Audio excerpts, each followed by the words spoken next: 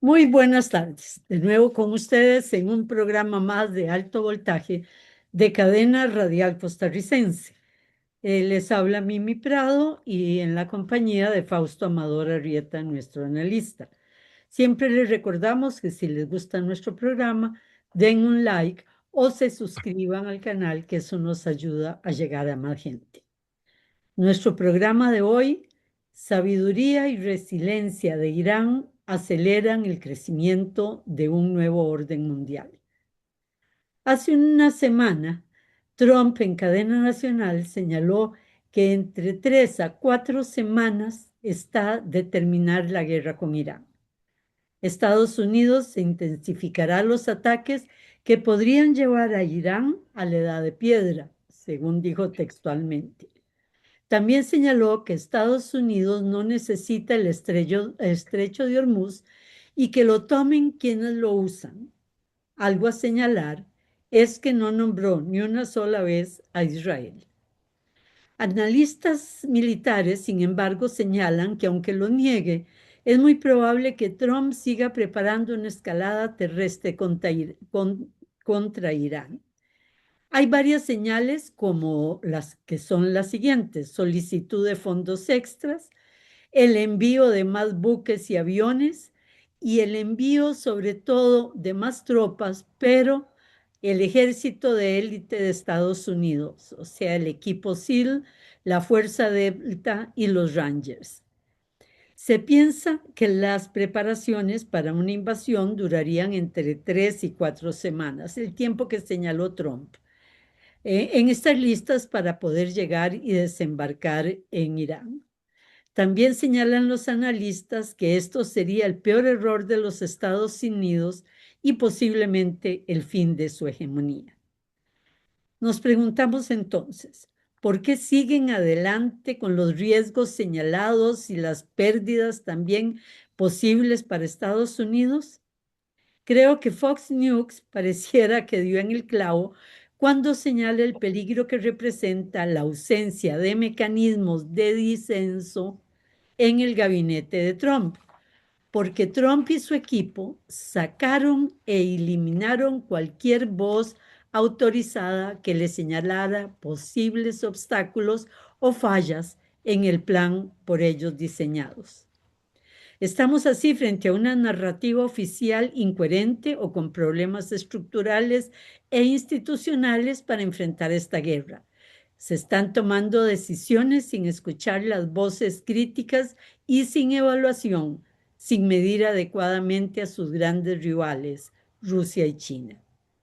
Y se ha empezado además a configurar un nuevo mapa geopolítico, posiblemente un mapa irreversible.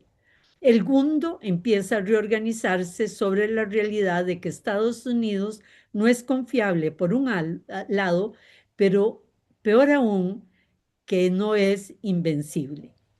Turquía, Egipto y Pakistán se han reunido, han firmado acuerdos y se dan movimientos en Medio Oriente para buscar el cese de hostilidades. Pero más importante aún, los países del Golfo, con su economía en grandes problemas, sufren, como es el caso de los Emiratos Árabes. El abandono de sus maravillosas infraestructuras, el retiro de fondos, el cierre de puertos y de grandes almacenes, más la huida del personal profesional y una caída hasta del 70% de sus ingresos. Pero volvamos al campo de guerra. Las defensas israelíes han caído. Los misiles entran cada vez más como si fuera un colador el cielo de Israel. Sus ciudadanos pasan el día en refugios antiaéreos y se acrecientan las divisiones al interno de Israel. Israel atacó el sur del Líbano, como señaláramos en el programa pasado, con la creencia de que Hezbollah estaba muy debilitado. Avanzó al inicio, pero al día de hoy Hezbollah está devolviendo los golpes. Volvió a eliminar, la semana pasada eliminó 20 tanques israelitas, dividió un batallón y lo atacó en el momento para eliminarlo en el momento más débil. Netanyahu convocó a 400,000 reservistas y debemos señalar además que su economía está en ruinas. Pero algo es muy importante y lo más importante en toda esta ecuación es que los hutíes han entrado en guerra contra Estados Unidos e Israel, que los hutíes pueden bloquear el Mar Rojo y crear más problemas a la economía mundial, debilitar a Arabia Saudita y más aún a los Emiratos Árabes. Podría atacar instalaciones petroleras de Arabia Saudita. Es más, la puede invadir por el sur. Empezamos entonces a ver el mapa de la estrategia iraní. Una guerra simétrica contra el hegemón la ha convertido en una guerra simétrica, pero a su favor, dado los altos costos que le resultan insostenibles a Estados Unidos para esta guerra. Lo hemos señalado muchas veces en los programas, drones de 20 o 30 mil dólares requieren 2, 3, 4, 8 misiles para detenerlos de un costo muy alto, algunos de ellos de $1.000.000. Irán, por su parte, aprendió en la guerra con Irak que el poder centralizado es su debilidad y se organizó en células independientes capaces de operar de inmediato en ausencia de capitación o asesinato de sus líderes. En una guerra asimétrica frente al poderoso, también entendió que la estrategia era ampliar el conflicto a una escalada horizontal. Obliga a actuar al enemigo en terreno más amplio y más costoso, y además lo debilita y le erosiona las alianzas. Irán extendió la guerra atacando blancos estadounidenses en 9 países: Azerbaiyán, Bahrein, Siria, Irak, Jordania, Kuwait, Qatar, Arabia Saudita y los Emiratos Árabes. Hizo ver a estos países que sus alianzas con los Estados Unidos no eran una señal de seguridad, y así Irán, con defensa, con organización de células, ha escalado de manera horizontal una simetría de costos a su favor, y con la mayor arma, la económica, con el cierre del Golfo de Hormuz. Irán El busca estrecho. el estrecho de Hormuz, perdón. Irán busca agotar los recursos de Estados Unidos y fracturar sus alianzas, y busca, y ahí podemos discutirlo, que las tropas terrestres de Estados Unidos desembarquen en su territorio. Esto sin duda les causaría muchísimo daño, pero Irán no se destruiría y sí debilitaría totalmente al enemigo y lo sacaría del Golfo Pérsico. Hoy, con la entrada de Hezbollah y de Yemen y de las milicias chiitas en Irak, el cerco sobre Estados Unidos y sus aliados, Arabia Saudita y Emiratos Árabes, se cierra y empieza a apretar. En 3 o 4 semanas veremos la escalada y quiénes más intervienen en esto. Turquía, por el momento, Egipto, Pakistán y Rusia están dando señales interesantes, y por otro lado, Yemen amenaza en el Mar Rojo. Tristemente pasaremos al aumento en la guerra y de esto saldrá un nuevo mundo. No es difícil predecir que Irán construirá armas nucleares como disuasión frente a Israel, y por lo tanto el mundo será muy distinto después de todo esto. Buenas tardes, Fausto. Buenas tardes, Mimi. Yo resumiría tu exposición con una famosísima frase que no la dijo así Marx, pero que la historia se la corrigió. La guerra es la gran partera de la historia. De ella sale, dice, un nuevo mundo, cuando el mundo anterior está preñado de ese nuevo mundo y no logra salir por las vías normales. Una guerra provoca un parto acelerado. El 1 de abril Trump se dirigió a la nación y había que escucharlo. Vos lo escuchaste, yo lo escuché. Oh, Después terminó diciendo lo mismo. Irán está diezmado, estamos a punto de terminar el trabajo. Mientras tanto siguen las conversaciones, pero si no hay acuerdo los haremos retroceder, como vos dijiste, a la edad de piedra. En fin, el mismo tipo de discurso, cansino, estúpido hasta el aburrimiento. Pero el noticiario de la CNN fue más contundente que las prometidas bombas sobre Teherán. Dos de cada tres estadounidenses repudian la guerra contra Irán. Dos de cada tres. Mm. Y 7 de cada 10 se oponen al envío de tropas. O sea, está haciendo las acciones más impopulares de la historia de los Estados Unidos. Jamás ha estado Estados Unidos ante una situación bélica con ese grado de oposición. De lejos, ni siquiera la guerra de Vietnam. Inmediatamente después del discurso, los mercados asiáticos cayeron en picada y el petróleo volvió a sus máximos más recientes. Yo estaba leyendo importantes analistas que estaban advirtiendo que se cuidaran mucho y que pusieran mucha atención a sus posiciones en la bolsa porque claramente viene una invasión. Hace una semana se registró un 30% de aumento en un mes que no se veía desde hace 30 años, de $2,98 por galón el 1 de marzo a $4 por galón el 1 de abril. Ese es un dato electoral atroz, porque eso marca miles de cosas, no solamente el costo de la gasolina, sino todo lo que está vinculado a eso. O sea, que Trump diga que no necesita el petróleo del Golfo, perfectamente no puede necesitar el Golfo, pero los aumentos de precios que produce, eso se refleja también en Estados Unidos. No pueden seguir vendiendo como si no se estuviera produciendo una debacle en los precios mundiales. O sea, imagínate si no aumentaran los precios en los Estados Unidos, las empresas entonces venderían afuera y no venderían en Estados Unidos. O sea, a todas luces, Irán está imponiendo su ritmo de guerra.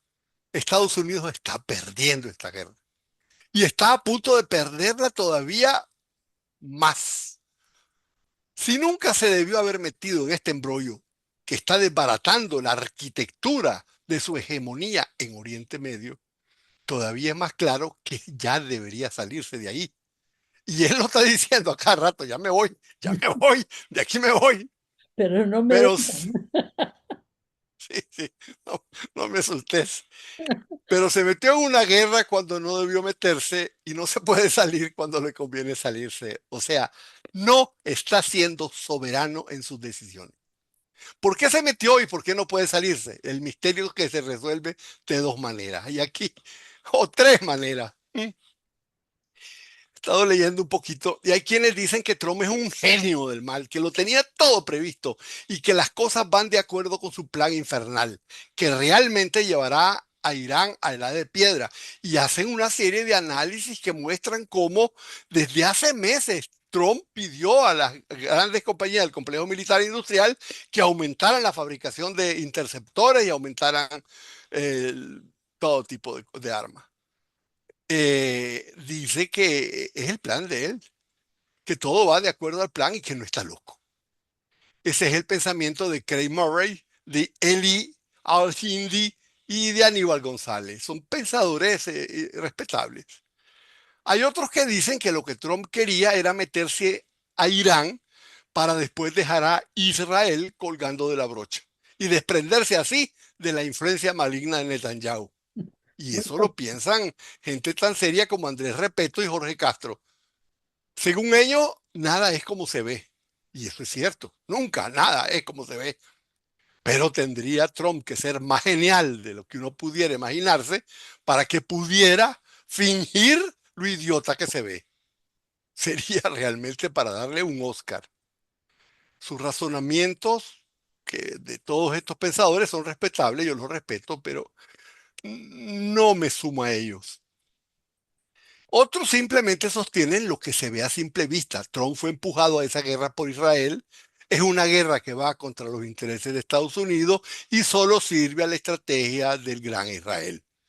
Ese es el criterio de la mayoría de los analistas que van desde John Mearsheimer hasta Jeffrey Sachs y la mayoría de los analistas de la CIA y de los analistas soviéticos. Ibas a decir algo, Sí, es que es muy divertido. John Mearsheimer, con esa Mearsheimer. seriedad, Mearsheimer, con esa seriedad y esa parsimonia, dice, ¿qué pasa con Trump? Bueno, podría ser que tengamos un presidente loco, eso pasa, ¿verdad? Pero puede ser que no sea eso, que esté dando patadas de ahogado. Entonces, puede ser que sean las dos cosas, ¿verdad? Bueno, yo también me sumo a ese criterio. Muy divertido, eso, muchas gracias.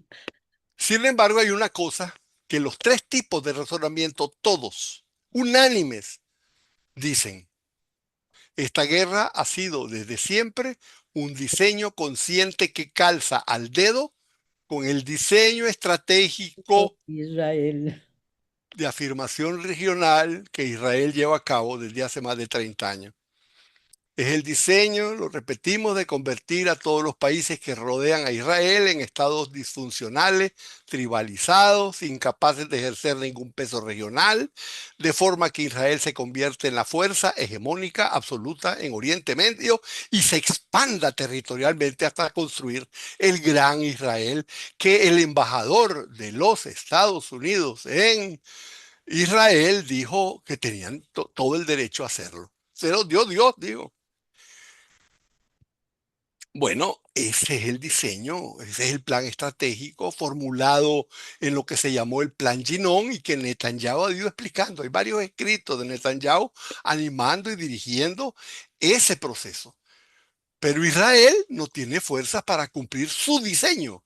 Por eso necesita la fuerza de Estados Unidos. Y la tiene. En el pasado programa nos concentramos en analizar cómo un país tan pequeño como Israel tiene la capacidad esa de imponer su política regional a los Estados Unidos, al punto de haberlo llevado al mayor disparate de su historia. Atacar Irán en una guerra que todos dicen que perderá. Eso sí, todos los que dijo que tenían ese propósito, ninguno dice que va a ganar. De hecho, no existe prácticamente ningún analista geopolítico serio que piense que Estados Unidos tiene alguna posibilidad, ni siquiera Murray. Las opiniones se dividen en los diferentes escenarios, de un fracaso menor a un fracaso medio a un fracaso monumental. Exacto. En el pasado programa explicamos cada uno de los elementos de la formidable captura política de Israel que impone su visión a los Estados Unidos en contra de los intereses mismos de Estados Unidos. Asombra cómo ese control de Israel se ha convertido en el mayor peligro funcional de la hegemonía de los Estados Unidos en la región y, si se quiere, en el mundo, porque esta guerra tiene grandes implicaciones geopolíticas. Tiene la zancada muy grande. Está dejando claro la incapacidad que tiene Estados Unidos de liberarse de su sometimiento político a Israel. Y esa debilidad es una merma tremenda a su capacidad de ejercer hegemonía en el mundo. Y eso lo está conduciendo al abismo. Hay dos cosas, sin embargo, que en el pasado programa no tuve tiempo de abordar. Uno tiene que ver con la forma particular de captura política que no profundicé y que se ha visto claro en esta guerra. Se trata de la captura burocrático-institucional, donde sobre todo la Organización Suprema de Inteligencia de Israel, el Mossad, tiene décadas de estar integrada operacionalmente a todos los sistemas de inteligencia de los Estados Unidos, de todas sus agencias. Y entonces en todas ellas impone su visión de Oriente Medio. Esto es importante porque en el desencadenamiento del ataque contra Irán jugó un enorme papel, un fantasioso plan que estaba supuestamente a prueba de error y que había sido diseñado por el Mossad y que le vendieron a Trump para que terminara de decidirse a atacar. Y ahora sabemos que el director del Mossad vivió un mes en Casa Blanca, en la Casa Blanca. Sí, efectivamente, yo estuve tratando de ver si había estado exactamente en la propia Casa Blanca, pero sí, ya se sabe, hasta el hotel y el número de cuarto en el que estuvo David Barnea, director del Mossad, y ese fue el que hizo ese famoso plan. El plan consistía, decía él, ¿verdad?, que tenía entrenados y armados a decenas de miles de soldados kurdos bajo el comando de la coalición de fuerzas políticas del Kurdistán iraniano. Esa es una organización que no existía hace 2 meses. Listos para desencadenar una insurrección en el momento en que Estados Unidos atacara. Esa insurrección, unida al ataque y al descabecimiento del régimen, produciría una situación de caos tan gigantesca que el régimen simplemente se caería como un castillo de cartas. Netanyahu convenció a Trump del plan Bernea y ahora resulta dudoso que esas tropas ni siquiera existieran y mucho menos en ese número. Y en todo caso, se sabe que nadie estaba preparando una insurrección. ¿Fue un fracaso de inteligencia? Claro que no. Fue una manipulación, fue un fraude de inteligencia.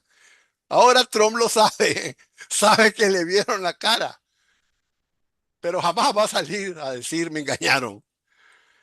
El problema es que ahora que se está preparando la movilización de tropas para intervenir, por detrás está que ahí están las tropas del plan Bernea, que están listas, que los kurdos están preparados para respaldarlo.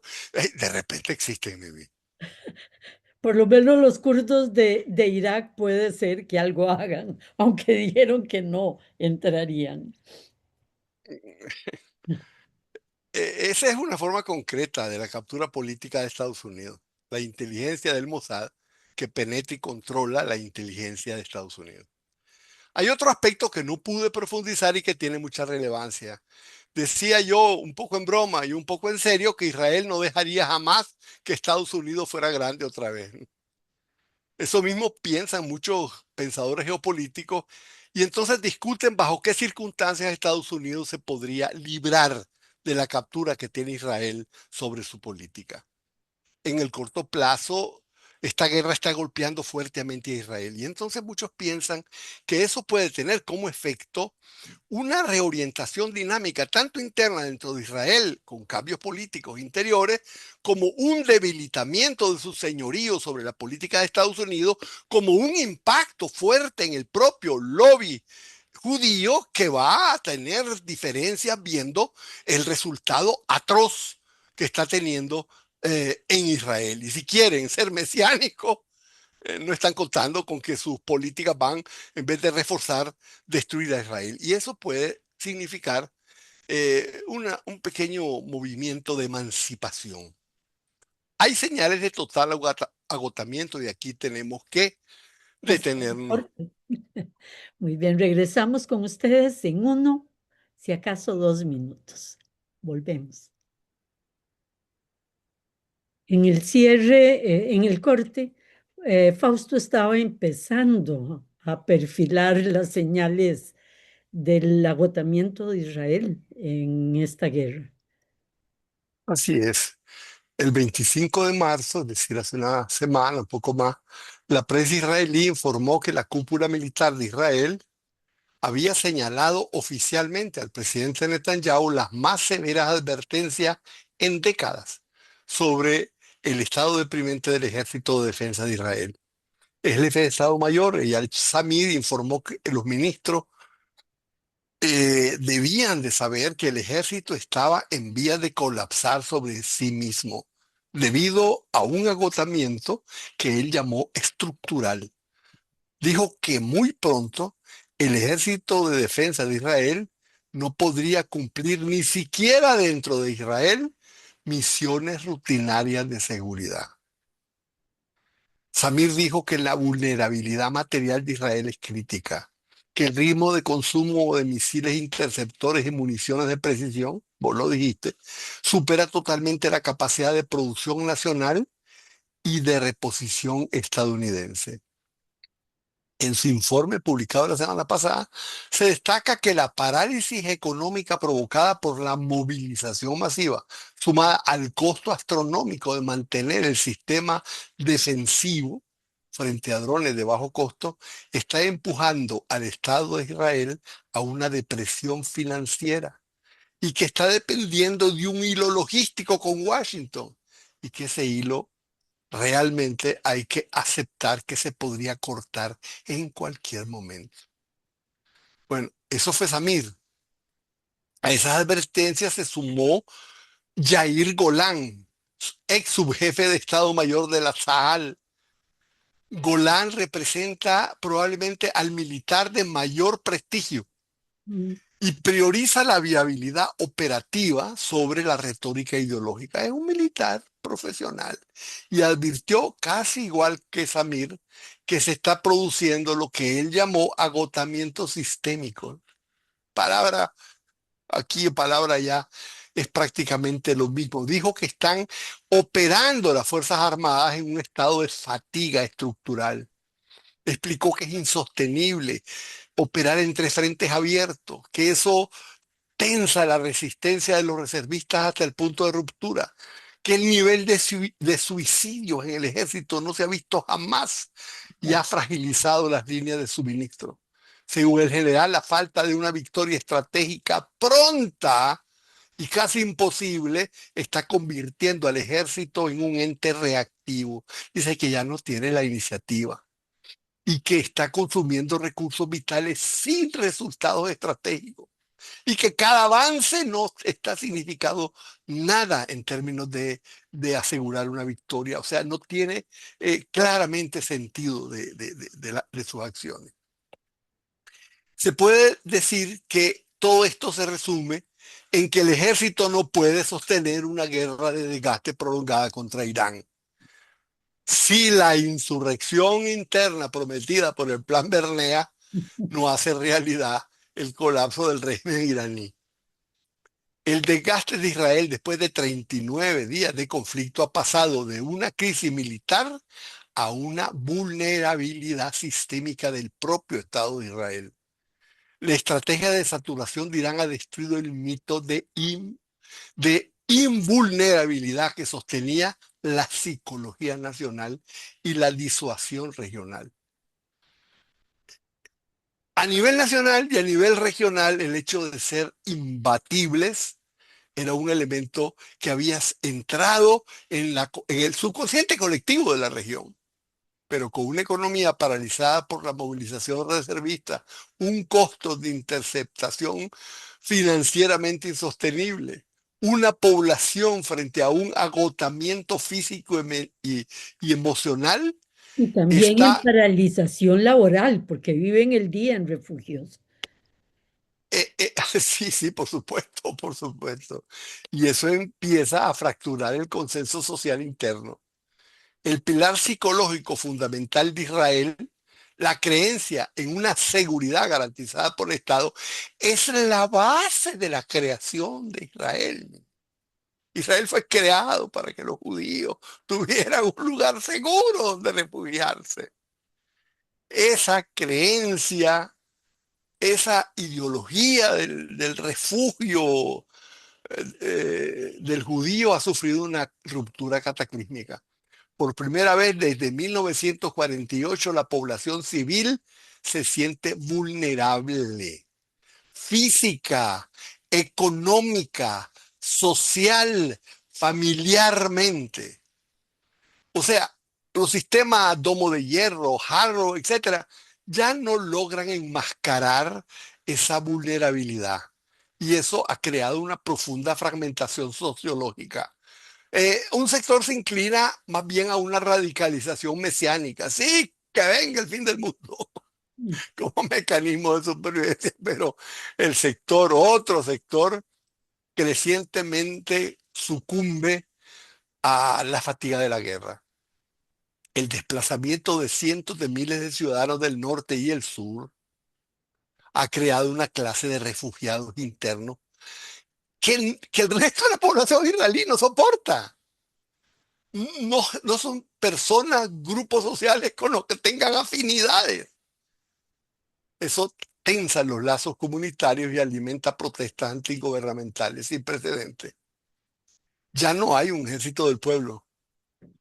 Los reservistas comienzan a priorizar la supervivencia familiar y económica sobre una guerra percibida como políticamente motivada y militarmente errática. ¿Ibas a decir algo, bebé? Eso, que no se presentan por primera vez, ¿verdad? En porcentajes del 30 y más por ciento.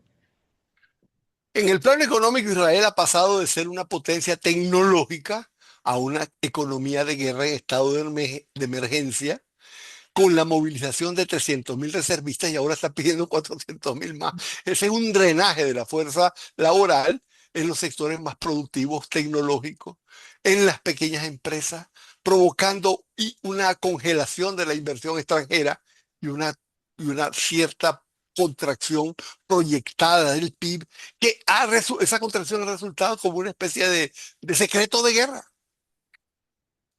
El cierre de rutas marítimas. Hay que ver que Israel no produce todo lo que come, lo que consume. Y sus puertos están bajo bombardeo. Ha habido una depresión de facto. Parece que el comercio hacia Israel ha disminuido cerca del 80%.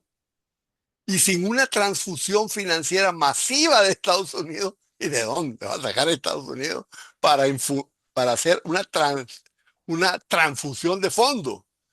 El Tesoro israelí comienza a enfrentar una crisis de deuda soberana que amenaza la viabilidad a largo plazo del shekel, la moneda israelí. Ideológicamente, el conflicto señala el fin de la hegemonía del sionismo revisionista que ha definido la era de Netanyahu. Señala el fin, no ha terminado, pero señala que eso es una ideología moribunda. La doctrina del muro de hierro, la idea de que la superioridad militar absoluta iba a forzar a toda la región a aceptar a Israel, como parecía predecir los famosos acuerdos de Abraham, todo eso carajo, todo eso colapsó bajo el peso de la resistencia asimétrica de Irán. Entonces se está produciendo un vacío ideológico. Existe una comprensión incipiente que la estrategia del plan Ginón de balcanización regional ha sido contraproducente, porque no ha tenido como producto un mundo árabe fragmentado, sino un mundo árabe consciente del peligro que significa Israel, que además tiene un eje de la resistencia que no han logrado destruir y que está consolidado y capaz de golpear el corazón de Israel. ¿Mm? Todo lo que habían destruido en el Líbano, toda la idea esa, ahora está apareciendo destruyendo tanques como en ninguna jornada bélica que ha tenido Israel. Esos 20 tanques que vos decís son apenas una parte. Esta crisis ideológica está forzando un debate que es doloroso entre quienes abogan y siguen abogando por el gran Israel a cualquier precio, a cualquier costo, y un segmento de la población pragmática alentada por una disidencia militar cada vez más grande que piensa que el único camino para evitar el agotamiento nacional total es desescalar el impulso bélico y buscar de nuevo una integración racional dentro de la región. Y entonces ya sabemos, no podríamos imaginar que los intelectuales adviertan el peligro de un suicidio estratégico. Por ejemplo, personas como Yuval Noah Harari Salvador. presenta el posible colapso de la narrativa hegemónica. Dijo que una victoria militar sin acuerdo político en realidad sería una derrota histórica. Amos Harel, creo que es uno de los principales redactores del diario Haaretz, dice que la guerra no es ninguna defensa necesaria, sino una trampa para Israel, una trampa en la que Israel puede desaparecer. Estos intelectuales argumentan que el plan Bernea fue un error de cálculo, basado, y viene el punto, en el total desconocimiento de la ética social de la fe chiita. Al fin lo dijeron, donde la muerte no es una derrota. De haber sabido que nadie se desmoraliza porque un jefe muera, sino todo lo contrario. Cuando un jefe muere es exaltado porque es un mártir. Si hubiera sabido eso, que no hay desmoralización por ver un jefe muerto, habrían comprendido que el asesinato del líder supremo sería más bien un aliento a la resistencia. Y que Ahora, la ética chiísta le ha ganado respeto y admiración en el mundo. Y la imagen de Israel y la imagen de Estados Unidos, por el contrario, han decaído a los niveles más bajos. es cierto, así es. Lo que vos estás diciendo es que es más bien Israel que, que está destruyendo la base ética que sostenía la resiliencia que hasta ahora ha mantenido. Por eso quienes pueden irse de Israel se van. Y tras 39 días de bombardeos y parálisis económica, si ya habíamos visto cómo se escapaban de Israel en todo el proceso de exterminio y de genocidio en Gaza, ahora debe ser una cosa increíble, sin precedente, sobre todo de la élite tecnológica y académica que regularmente tiene doble nacionalidad. Y esos que abandonan el país ahora no van a volver. Este escape de cerebros y capitales no solo responde a miedo físico, sino a la sensación de que ya no existe contrato social válido entre el ciudadano y el Estado. La imposibilidad de mantener una vida civil normal, a lo que se suma la inflación galopante, la inseguridad crónica, está transformando a Israel en un lugar del que se huye, revirtiendo décadas de esfuerzo exitoso por atraer y retener el talento judío de la diáspora. Pero bueno, la guerra todavía tiene una fuerte base de apoyo y eso es increíble pero entendible, porque si los que se van disminuyen el peso en Israel de los que se oponen tanto a Netanyahu como a la guerra. Y eso termina haciendo que se queden en Israel los sectores más radicales, más... eh, bueno, Recalcitrantes. esa es la palabra. Pero ese apoyo, por incalcitrante que sea, es insostenible a mediano plazo, cuando se acentúe la brecha entre las promesas de victoria del gobierno y la realidad material de las bombas que caen día y noche sobre Israel. A medida que pasa el tiempo, se filtran los informes de generales como Golán y Samir y muchos más, y entonces se comienza a discutir en las calles. El apoyo se está desplazando hacia un pragmatismo desesperado y la sociedad israelí no puede sostener ese entusiasmo bélico si el precio de la victoria es el colapso de su clase media, la quiebra del sistema de reserva, el aislamiento definitivo internacional de Israel, el debilitamiento de sus lazos con los aliados estratégicos. Ahora hasta Europa está resintiendo los lazos que tiene con Israel. Donald Trump sabe que por mucho que quiera, no puede irse, sin embargo, de esa guerra. Por muy débil que esté Israel, todavía tiene la suficiente fuerza para tener a Trump amarrado.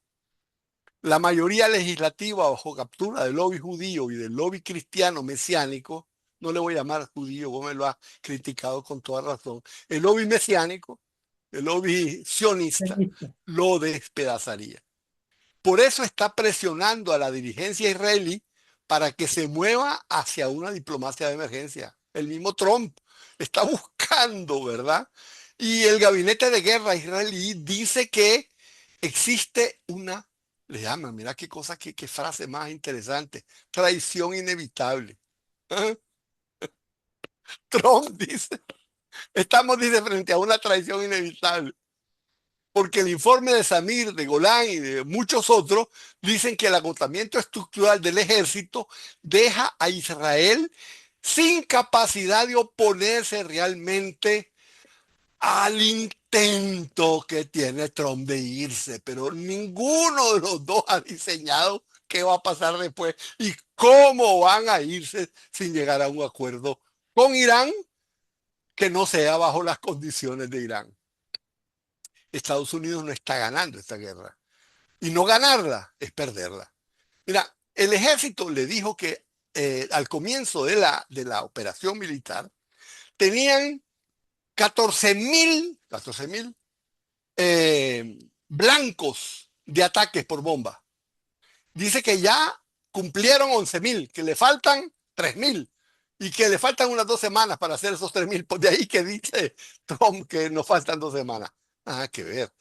Son golpes. Las guerras no se ganan con golpes. Las guerras se ganan con procesos en donde se destruye realmente la capacidad de combate enemiga. Y eso no lo están haciendo con Irán.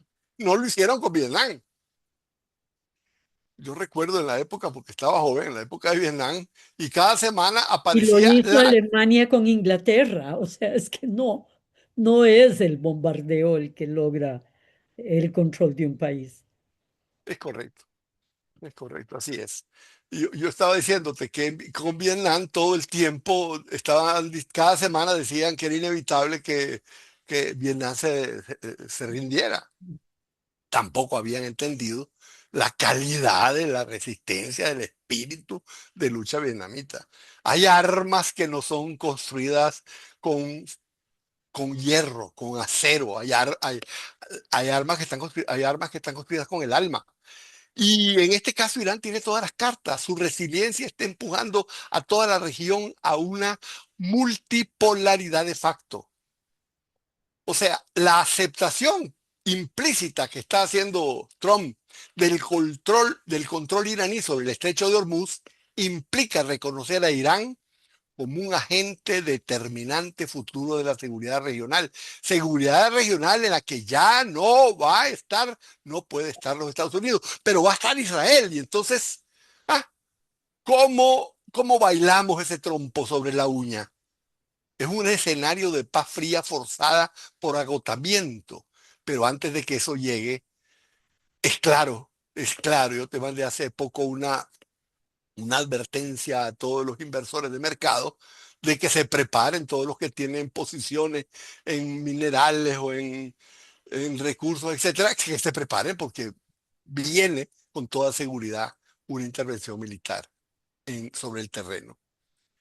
Y bueno, veamos las cosas del lado de Irán. Irán sabe que ni Israel ni Estados Unidos son fiables, que apenas puedan van a volver a atacar.